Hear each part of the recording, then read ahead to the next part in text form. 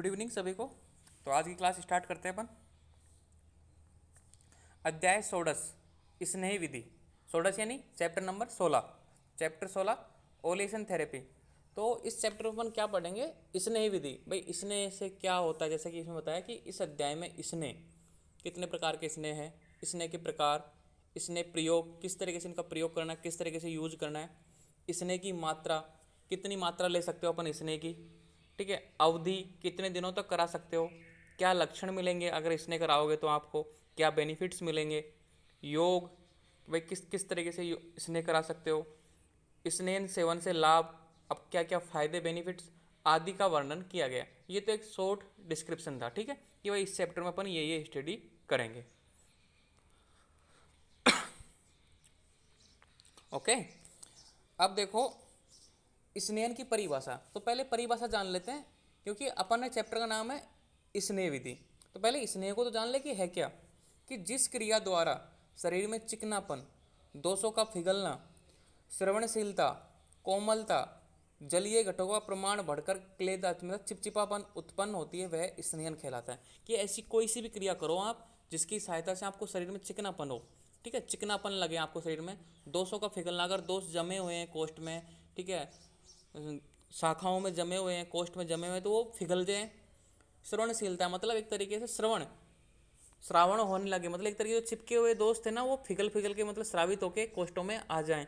कोमलता, शरीर के अंग प्रत्यंग कोमल हो जाएं। और जलीय घटकों का प्रमाण बढ़कर, मतलब जो अपने शरीर में जलीयांश की मात्रा है उसका जो प्रमाण बढ़ के, मतलब उसकी क्वांटिटी बढ़कर, जलीय घटकों का प्रमाण बढ़कर क्लेदता मतलब चिपचिपापन, मतलब अब स्नेह बढ़ रहा है तो चिपचिपापन तो हो गई, तो चिपचिपा उत्पन्न होती है, तो वह स्नेहन कहलाता है। तो ऐसा कोई सा प्रोसेस करो, अगर ऐसा कुछ हो रहा है तो वो स्नेह कहलाता है। क्लियर? यस या नो? सर एक बार फिर से बोलेंगे सर? सर एक बार फिर से बोलेंगे सर प्लीज?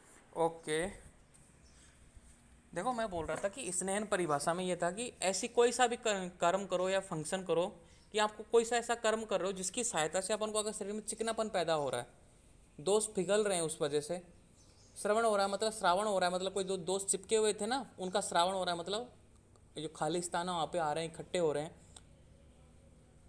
पिघलना, द्रवीभूत होना, मतलब एक तरीके से मेल्टिंग, पिघलना यानी मेल्टिंग, ठीक है। कोमलता, सॉफ्ट हो रहे हो, जैसे बॉडी के अंग है ना जो सॉफ्ट, कोमलता यानी सॉफ्ट, है ना। जलीय घटकों का प्रमाण बढ़कर चिपचिपापन उत्पन्न हो, इसका मीनिंग ये है कि शरीर में जलियांश की मात्रा बढ़ती हो, मतलब एक तो होता है रुक्षता मतलब रूखा सूखा, और इसमें क्या होता है स्नेहन में चिपचिपापन मतलब जलियांश की मात्रा बढ़ रही है, तो ये रुक्ष के विपरीत चिपचिपापन उत्पन्न होता है, वह स्नेहन कहलाता है। ये स्नेहन की परिभाषा है, मतलब चैप्टर के नाम के आधार पर और एक परिभाषा दी हुई है श्लोक में। तो ये आपको पता होना चाहिए कि स्नेहन से क्या क्या होता है। तो क्या क्या होता है वो आप जान जाओगे तो आप आधा चैप्टर समझ जाओगे। यस या नो? आगे बढ़ूँ? Yes sir, yes sir, clear. Okay, Rajni अपनी माइक ऑफ करो। Sorry sir.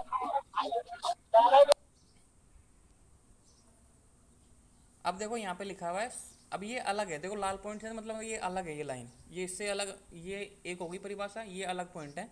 शोधन आदि गण बताकर, अब शोधन आदि गण किस चैप्टर में बताए थे अपन ने? कल किए थे शोधन आदि गण, 33 गण बताए थे आचार्य वाग्भट ने, ठीक है। तो शोधन आदि गण बताकर 15 चैप्टर में 33 गण बताए थे। ये बोल रहा है कि शोधन आदि गण बताकर आचार्य ने शोधन कर्म विधि का वर्णन किया है, कि भाई जो 33 वर्ग बता दिए, वो औषधियाँ बता दी, उनके कर्म बता दिए अपन को 15 चैप्टर में। तो ये बता रहा है कि शोधन आदि गण बताकर आचार्य ने शोधन कर्म विधि का वर्णन किया है। कहने का मतलब कि शोधन कर्म मतलब पंचकर्म, शोधन कर्म अर्थात पंचकर्म, जिसमें बमन, विरेचन, निरूह या निरूह यानी बस्ती, नस्य और रक्त मोक्षण आते हैं। तो पंचकर्म में क्या क्या आता है?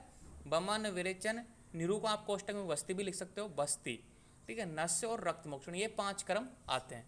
तो शोधन कर्म ही बोलते हैं। तो शोधन कर्म में क्या क्या आता है? बमन, विरेचन, निरूह, नस्य और रक्त मोक्षण। क्लियर? इन सभी कर्मों में दोषों को शरीर के समीपस्थ मार्ग से बाहर निकाला जाता है। कौन से दोषों को? विकृत, इनबैलेंस दोषों को, चाहे वो कम हो चाहे वो ज़्यादा, मतलब इनबैलेंस दोषों को बाहर निकाला जाता है, विकृत दोषों को, गंदे दोषों को। इन सभी कर्मों में दोषों को शरीर, कौन से कर्मों में? इन पंचकर्मों में, मतलब शोधन कर्म बोल दो या पंचकर्म बोल दो, एक ही बात है।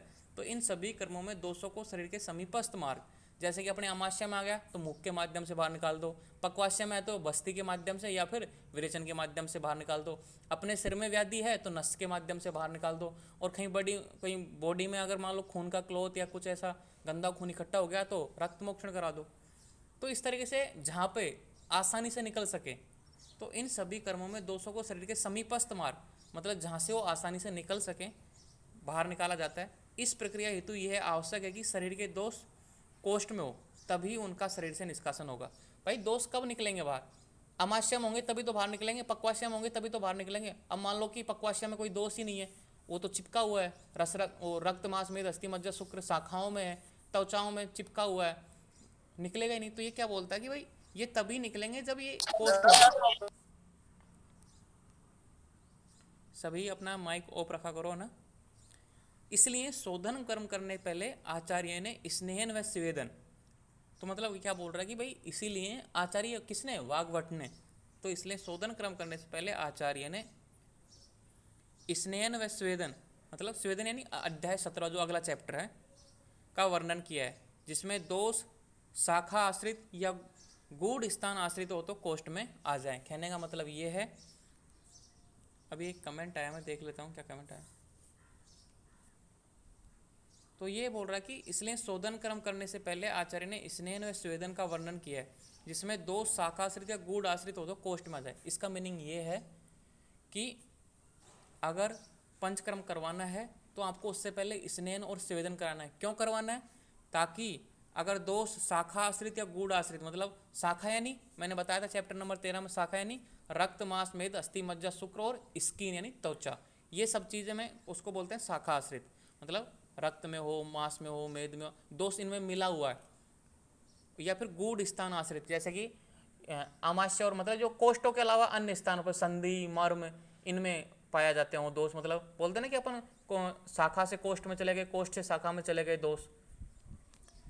तो ये बोलता है कि दोष अगर शाखा आश्रित या गूढ़ स्थान आश्रित, मतलब छिपे हुए हों, मतलब शरीर से चिपके हुए हों, तो वो पिघल कर कोष्ठ में आ जाए। इसलिए अपन को स्नेहन और स्वेदन करवाते हैं। इस अध्याय में स्नेहन विधि का विचार किया है और अगले वाले चैप्टर में अपन क्या करेंगे? स्वेदन विधि का। तो आपको आंसर मिल गया कि पहले क्यों वर्णन किया है स्नेहन और स्वेदन का, ताकि दोष पिघल कर कोष्ठ में आ जाए। आगे देखो, अब ये इसका मतलब इंट्रोडक्शन था भाई, क्यों ये चैप्टर अपन पढ़ रहे हैं, स्नेहन और स्वेदन क्यों पढ़ रहे हैं, डायरेक्ट बमन विरेचन क्यों नहीं पढ़ा, डायरेक्ट अपन ने पंचकर्मा क्यों नहीं पढ़ा? क्योंकि शोधन गण की औषधि बता दी, उसके बाद में सीधा पंचकर्मा स्टार्ट करना चाहिए था। लेकिन स्नेहन और स्वेदन क्यों पढ़ा रहे हैं? क्योंकि जो दोष चिपके हुए थे शाखा आश्रित या गूढ़ स्थान पे छिपे हुए हैं वो कोष्ठों में आ जाए। अब यहाँ पे देखो रिजल्ट, वहाँ पे तो आपको समझ में नहीं आएगा, लेकिन यहाँ पे आप पढ़ोगे तो समझ में आ जाएगा कि क्यों करवाते हैं। स्नेहन का परिणाम क्या है, रिजल्ट क्या है? इसका रिजल्ट ये है कि दोषों को क्लीन कर ढीला बनाना। क्लीन यानी गीला करके, जैसे कि एक तो होती है हार्ड स्ट्रक्चर, ठीक है, उसमें आप जल मिला दो थोड़ा सा तो थोड़ा मुलायम हो जाएगा, गीला हो जाएगा, क्लीन हो जाएगा, वो आसानी से उस जगह, जैसे कोई आपकी फर्श पे आप पोछा लगाते हो, ठीक है, कुछ जम गया, जैसे कोई सब्जी जम गई, सूख गई, वो तो छूटेगी नहीं, लेकिन उस पर पानी डाल दो फिर पोछा लगाओ, वो साफ हो जाएगी साथ में। तो ये दोषों को क्लीन कर ढीला बनाना। तो ये बोलता है कि स्नेह की सहायता से क्या होता है, क्लीन होता है। ताकि ढीला बनाना कैसे? जैसे वो चिपके हुए थे ना, जैसे कि आपकी आंत में चिपके हुए हैं, आपकी बॉडी में रक्त में चिपके हुए हैं, मांस में चिपके हुए हैं, अस्थि में चिपके हुए हैं, संधियों में चिपके हुए हैं, तो वो ढीले बन के आसानी से कोष्ठ में आ जाएं। कोष्ठ शुद्धि करना, कोष्ठ शुद्धि करना कहने का मतलब है कि अगर मान लो आपका अलग अलग देखो, क्रूर कोष्ठ, मध्यम कोष्ठ और मृदु कोष्ठ, 3 तरह के कोष्ठ होते हैं, ठीक है। तो कोष्ठ शुद्धि करना, कोष्ठ में कोई अवरोध है, मान लो जैसे अपन ने घी पिया, इसने मतलब घी पिया, तो वो क्या करता है, इसने इनको चिकना बनाता है ताकि वो आसानी से कोई चीज़ बाहर निकल जाए। इसमें लिखा है कि कोष्ठ शुद्धि करना, जिससे पंचकर्म आसानी से हो सको, मतलब जो आपका जो मतलब जो दोषों को बाहर निकाला ना, उसके मार्ग में कोई अवरोध पैदा ना हो, आसानी से बाहर निकल जाए। अग्नि दीप्त करना, अब स्नेहन की सहायता से क्या भी होता है, अग्नि को दीप्त होता है। कैसे? जिससे पंचकर्म से प्रयुक्त औषधि आसानी से पच सके।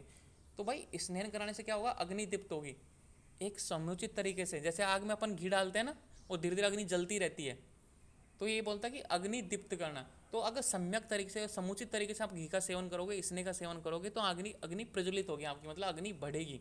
तो अग्नि दीप्त करना, इससे क्या होगा, स्नेह से अग्नि दीप्त होगी। क्यों होगी, क्या फायदा होगा इसका? जिससे पंचकर्मा में अगर आप, क्योंकि अपन पंचकर्मा करवा रहे हैं आप, मैंने एक बात बताई थी, 16 चैप्टर से पंचकर्मा स्टार्ट हो जाता है, तो ये पंचकर्मा के पूर्व क्रम है। कौन कौन से हैं पंचकर्मा के पूर्व क्रम? स्नेहन और स्वेदन, ये पंचकर्मा के पूर्व क्रम है। पंचकर्मा 5 हैं, वमन, विरेचन, बस्ती, रक्तमोक्षण और नस। तो अग्निदीप्त कणा की, जिससे पंचकर्मा में प्रयुक्त औषधि, जैसे मतलब पंचकर्मा करवा रहा व्यक्ति जो औषधि लेगा, मेडिसिन लेगा, जैसे अपन ने कल कौन सी पढ़ा था, वमन कारक औषधियाँ, उसमें मदन फल था, तो मदन फल का सेवन कराएगा व्यक्ति, तो उसको पचाने का भी चाहिए ना, तो जिससे पंचकर्म में प्रयुक्त औषधि आसानी से पच सके। इंद्रियां दृढ़ व बलवर्धक, और स्नेहन से क्या होगा, व्यक्ति घी खाएगा, तेल खाएगा, वसा खाएगा, मज्जा खाएगा, तो इंद्रियां दृढ़ मतलब मजबूत होंगी। आपकी आँख, कान, नाक, जितनी भी आपकी इंद्रियां, हाथ पैर, ठीक है ना, एकादश इंद्रियां मतलब 11 वो सब दृढ़ यानी मजबूत होंगी, अपना कार्य करने में समर्थ रहेंगी, और बलवर्धक, आपके शरीर को बल मिलेगा। क्यों? इससे क्या फ़ायदा होगा, जिससे पंचकर्म के लिए शक्ति आ सके, क्योंकि पंचकर्मा में व्यक्ति को खाना कम मिलता है, वो थोड़ा डाइटिंग पे रहता है एक तरीके से, तो ताकि वो पहले ही उसको ऐसा इतना खाना खिला देते हैं, उसको ऐसी एनर्जी आ जाती है उसमें कि वो सहन कर सके, उससे 1-2 दिन के खाने की स्कीप को वो आरामी से सहन कर सके, तो जिससे पंचकर्म के लिए शक्ति आ सके। तो ये स्नेहन कराने के फायदे हैं, रिजल्ट हैं, परिणाम है। क्लियर? यस या नो? यस सर, अब क्लियर। देखो स्नेहन द्रव्य एंड गुण। अब भाई स्नेहन द्रव्य और गुण मतलब क्या गुण है, ऐसी कौन सी मेडिसिन है, कौन से प्लांट है जिनमें स्नेहन द्रव्य में यूज ले सकते हैं, उनको स्नेहन के लिए यूज ले सकते हैं, ऐसे कौन से द्रव्य है जिनको अपन स्नेहन के लिए यूज ले सकते हैं। तो ये बोलता है कि जो गुरु हो, हैवी, शीत, सर, स्निग्ध, मंद, सूक्ष्म, मृदु और द्रव। आपने गुरुवादी गुण पढ़े ना चैप्टर नंबर 20 में, नहीं चैप्टर नंबर 1 में, जो 20 गुण है, गुरु, मंद, स्निग्ध, लक्षण, शांत, मृदु, स्थिरा। याद है कि नहीं? ये श्लोक इंपॉर्टेंट श्लोक था वो, सबको याद होना यस चाहिए सर। था वो। तो उसी में से आए थे गुरु, शीत, सर, स्निग्ध, मंद, सूक्ष्म, मृदु और द्रव। तो गुरु तो हैवी, अब ये आप जानते होंगे, मैं बार बार क्या बताऊँ आपको, इतनी तो 50 बार आगे होंगे। शीत, ठीक है, फॉलोइंग, अनक्यूटेनियस, स्लो, सिविटुअल, सॉफ्ट और लिक्विड, ये क्या है? गुण है। अगर ये गुण है किसी द्रव में तो वो क्या करेगा? स्नेहन करेगा। तो ये गुण स्नेहन करने वाले औसत द्रवों में पाए जाते हैं। अगर कहने का मतलब है कोई मतलब हैवी है, शीत है, सर है, तो मतलब वो स्नेहन करेगा, आप उसको स्नेहन में यूज ले सकते हो। अब आपको कैसे पता चलेगा कि इसमें ये गुण है? आपको स्वर्ण थोड़ी आएंगे, मतलब आपको कोई सपना थोड़ी आएगा कि इसमें ये गुण है, नहीं आएगा ना सपना, कैसा पता लगेगा? इसलिए आपको पता लगेगा सेकेंड ईयर में।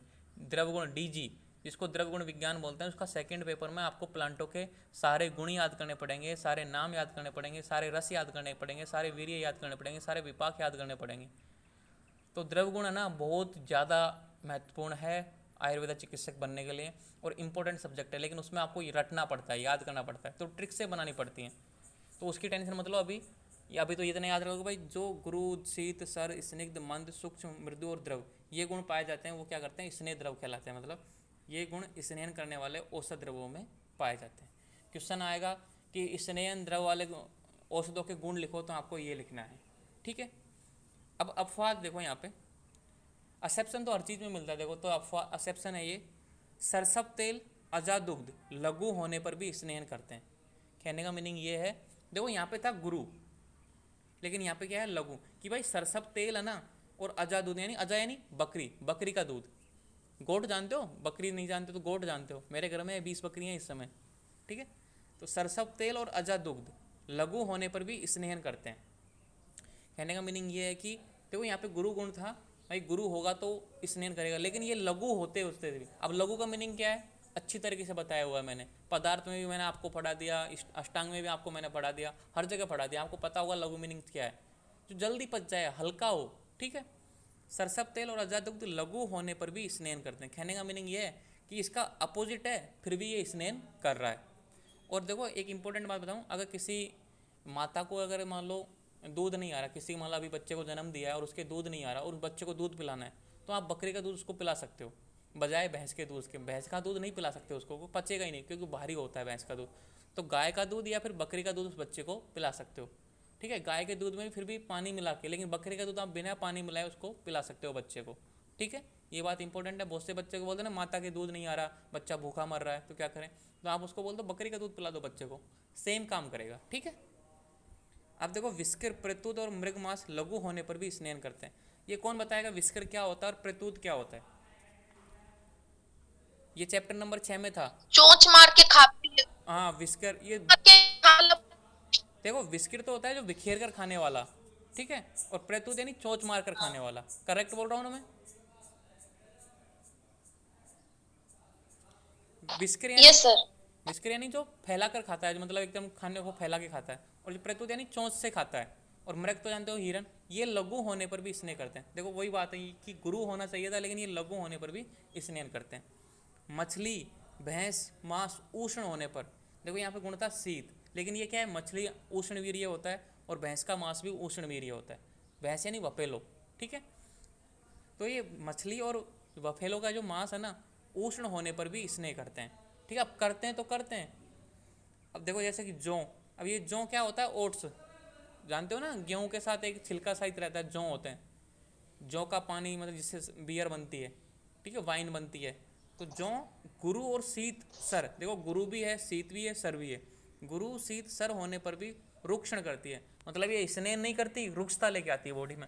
अब लाती है तो लाती है, क्या कर सकते हैं, ये इसलिए एक्सेप्शन है। तो ये आपको याद रखने हैं कि भाई जो है ना, जो गुरु शीत सर होने पर, मतलब गुरु शीत सर है, कहने का मतलब है कि भाई स्नेन वाले गुण हैं, लेकिन फिर भी ये क्या करता है, रुक्षण, स्नेन के अपोजिट काम कर रहा है।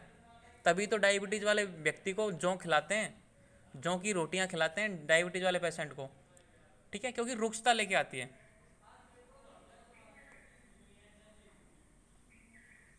ओके श्रमिष्ठा, श्रमिष्ठा ने बताया कि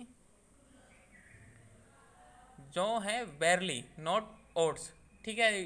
थोड़ा इंग्लिश का करेक्शन हो सकता है ये, लेकिन जो आप समझ जाओ कि जो इसमें तुस होते हैं, जिसमें मतलब एक तरह से पैने से नुकीले होते हैं, जैसे मैं आपको बना के दिखाता हूँ, जैसे मैं आपको बना के दिखाता हूँ, ऐसे होता है ये,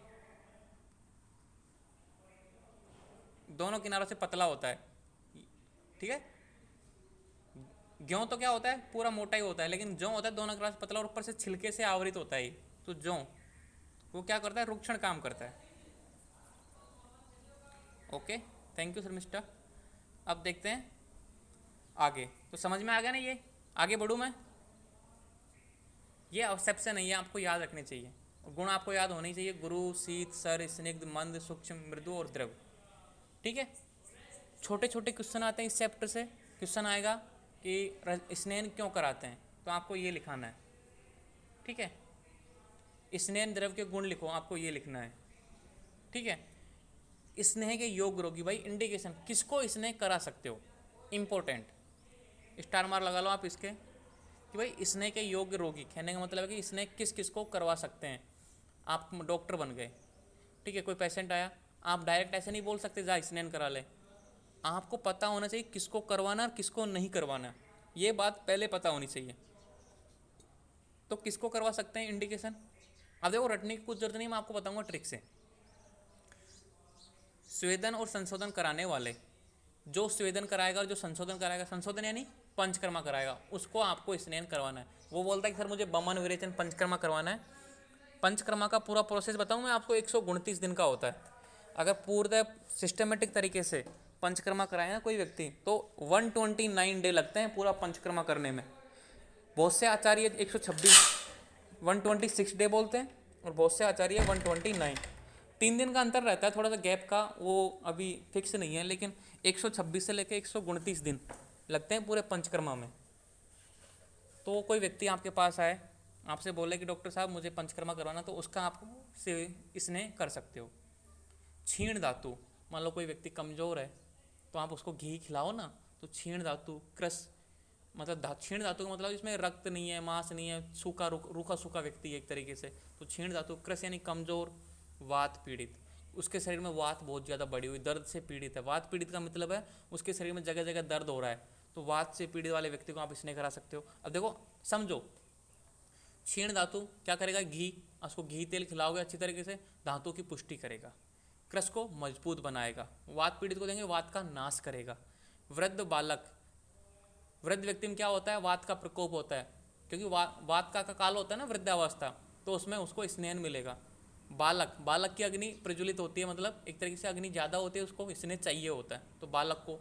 चिंतन में लगा, जो व्यक्ति चिंता करता है, टेंशन में रहता है हमेशा, कि मैं क्या करूँगा फ्यूचर में, मेरा क्या भविष्य है, पास होऊंगा कि नहीं होऊंगा, कुछ ना कुछ फैमिली की प्रॉब्लम, उस व्यक्ति को आप इसने करा सकते हो। निर्बल जो कमज़ोर है, रुक्ष जो बिल्कुल रूखा सूखा व्यक्ति है, और रक्त और शुक्र क्षीण जिसमें रक्त नहीं है, ठीक है, कम आधा रक्त है, शुक्र है ही नहीं, मतलब शुक्र मतलब एक तरह सेक्सुअल पावर है ही नहीं, तो उन सब में आपको क्या कर सकते हो, आप इसने करवा सकते हो। तो इन रोगियों में क्षीण धातु, कृष, वात पीड़ित, वृद्ध, बालक, चिंतन में लगा, निर्बल, क्रुश, रुक्ष और रक्त और शुक्र क्षीण, मतलब ये रक्त की कमी है और शुक्र की कमी है। ये शुक्र की कमी कैसे आना होगी, जैसे आपको सेक्स करते समय आपके रक्त का निकलना, ठीक है, पेनिस से माध्यम से रक्त का श्रावण होना, एक तरीके से ये शुक्र क्षीण के लक्षण है। तो इनमें आपको स्नेहन करा सकते हो व्यक्ति को। अभिष्यंद, तिमिर और दारुण प्रतिबोध, ये क्या है, अभिष्यंद, तिमिर और दारुण प्रतिरोध, तीनों क्या है, नेत्र रोग। तो इन नेत्र रोगों में आप स्नेहन करा सकते हो व्यक्ति को।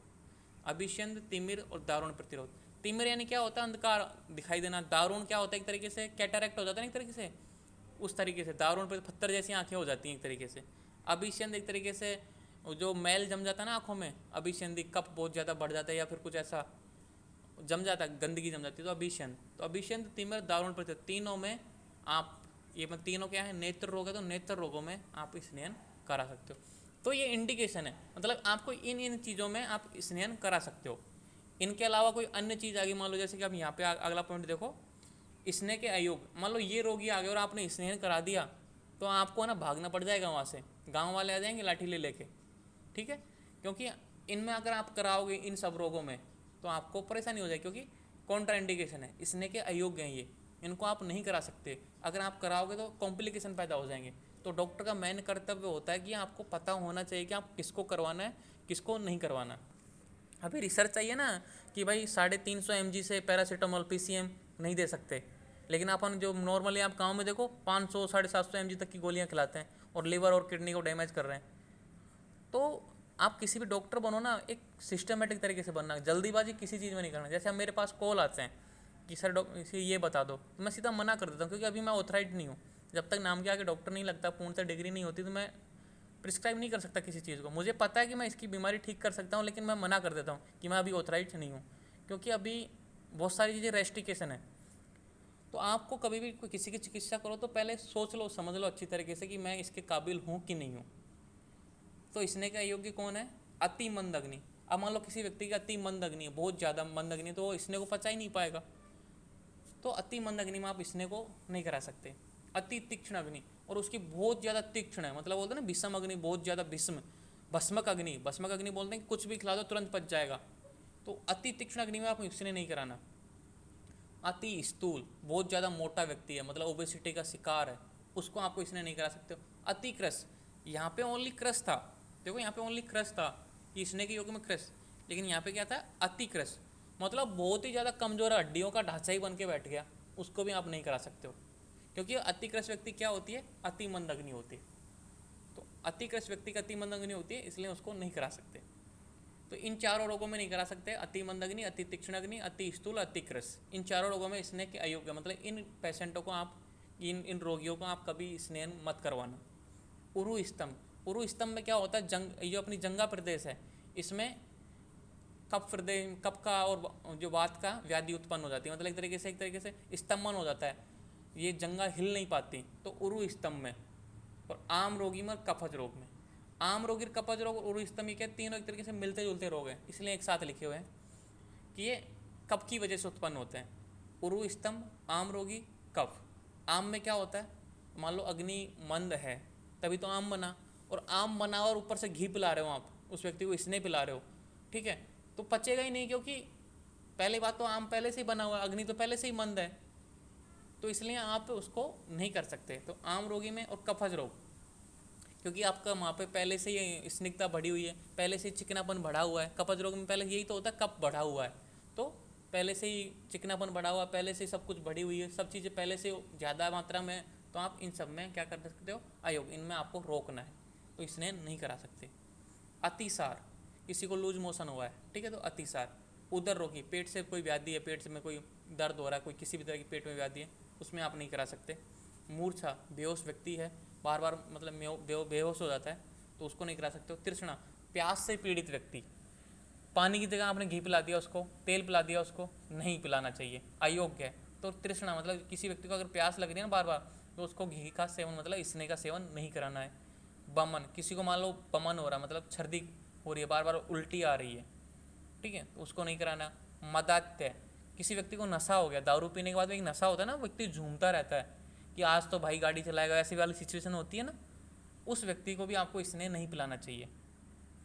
गर्भ स्राव, नस्य, बस्ती और विरेचन के बाद, किसी मतलब लेडी है, प्रेग्नेंट लेडी थी, उसका मिसकैरेज हो गया, अबॉर्शन हो गया किसी कारणवश, बहुत सारे कारण होते हैं, ठीक है, गर्भ स्राव हो गया मतलब मिसकैरेज हो गया, किसी ने नस करवाया है, किसी ने बस्ती करवाई और किसी ने विरेचन करवाया, तो इन सब के बाद में आपको इसने नहीं कराना है।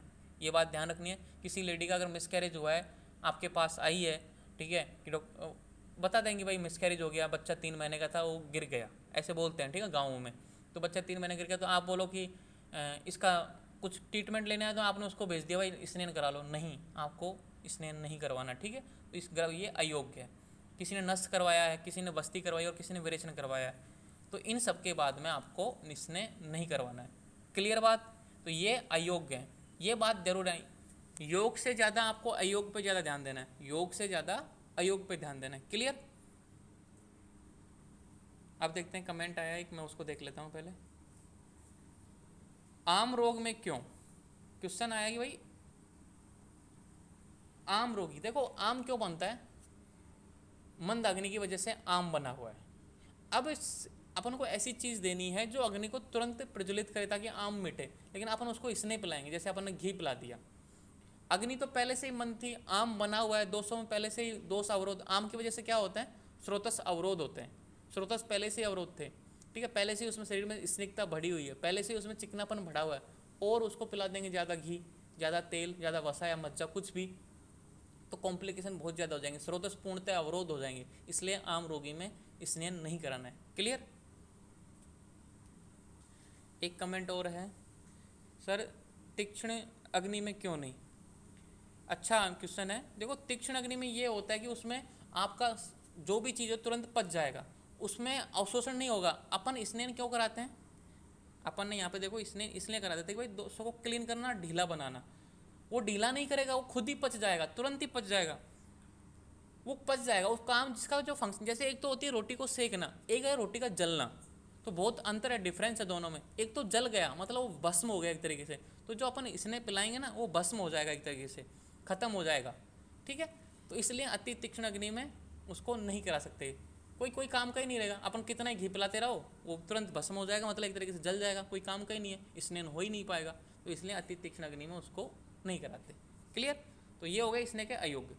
अब करेंगे अपन स्नेह के प्रकार मतलब टाइप्स। तो मैं क्लास डिसमिस कर रहा हूँ, दोबारा से ज्वाइन होना, ठीक है, अपन यहाँ से स्टार्ट कर देंगे तुरंत, अभी ज्वाइन हो जाना ना।